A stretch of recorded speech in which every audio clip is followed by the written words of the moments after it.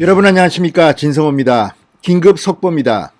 자, 지금 검사 직무를 겸임하게 돼서 논란의 대상이 됐던 임원정 부장검사가 윤석열 검찰총장의 서면 지시를 받고 한명숙 사건 수사에서 배제됐다고 본인이 직접 밝혔습니다. 방금 들어온 뉴스입니다. 자, 임원정 부장검사 지금 서울중앙지검 검사로 겸임 발령을 받은 지가 얼마 되지 않습니다.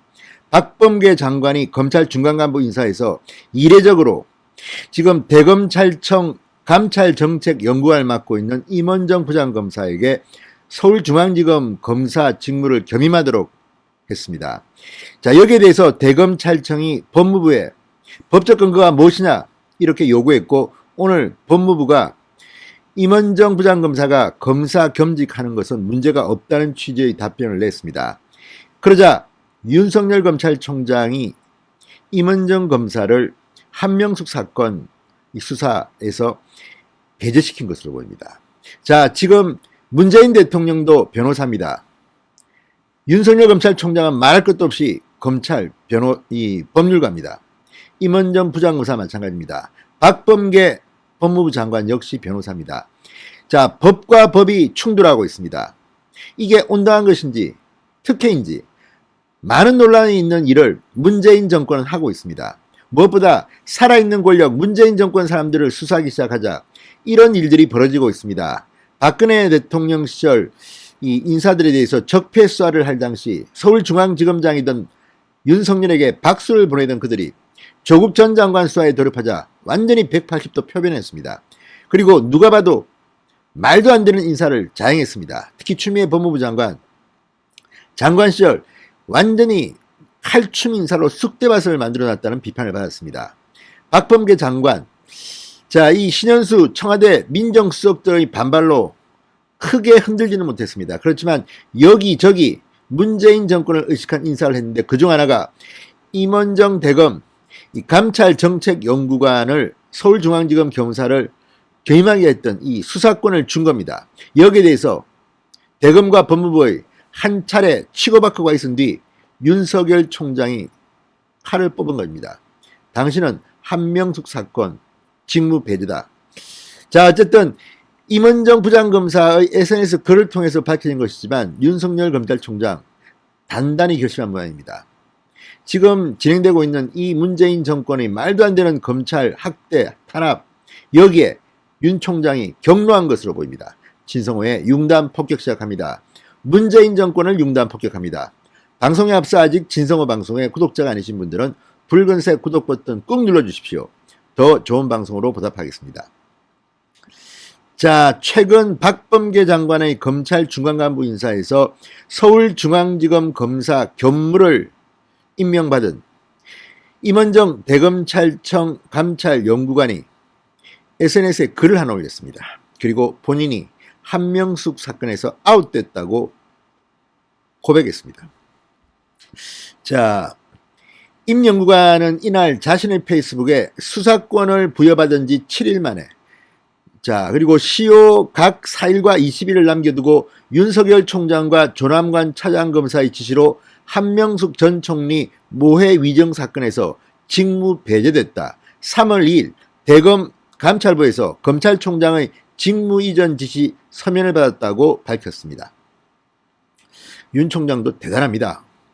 자, 그래, 니들이 그렇게 해. 나도 검찰총장의 권위를 보여주겠다. 이렇게 판단한 듯합니다.